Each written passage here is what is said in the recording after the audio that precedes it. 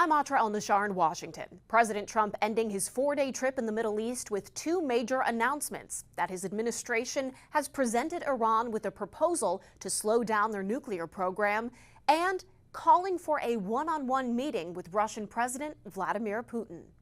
This week began with tentative hope the leaders of Russia and Ukraine would meet face-to-face for the first time since Russia's invasion. And it's ending with President Trump saying he doesn't think any progress will be made until he and Russian President Vladimir Putin meet face-to-face. I think it's time for us to just do it. On Monday, President Trump said he was open to flying to Istanbul to be there as Putin and Ukrainian President Volodymyr Zelensky met. After all, it was Putin who proposed the talks in the first place.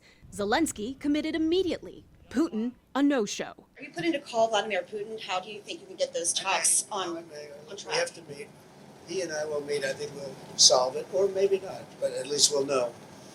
And if we don't solve it, it'll be very interesting. Other high-level Ukrainian and Russian officials did meet in Istanbul Friday for about 2 hours, emerging without any breakthroughs. Soon after, UK Prime Minister Keir Starmer releasing this photo: Zelensky huddled with European allies on the phone with President Trump. Starmer says they're coordinating their response to Russia's unacceptable position. Throughout his Middle East trip, President Trump remarked on his administration's ongoing talks with Iran in an attempt to block the country from developing a nuclear weapon.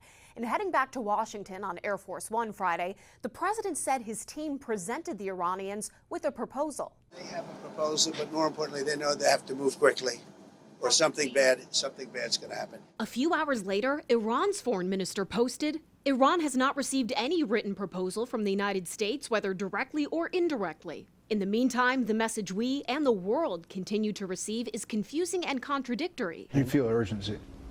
Well, they're not going to have a nuclear weapon, and eventually they'll have a nuclear weapon, and then the discussion becomes a much different one. From Moscow to Tehran, the president juggling the prospect of high-stakes talks with no guaranteed outcomes. In Washington, I'm Atra El-Nashar reporting.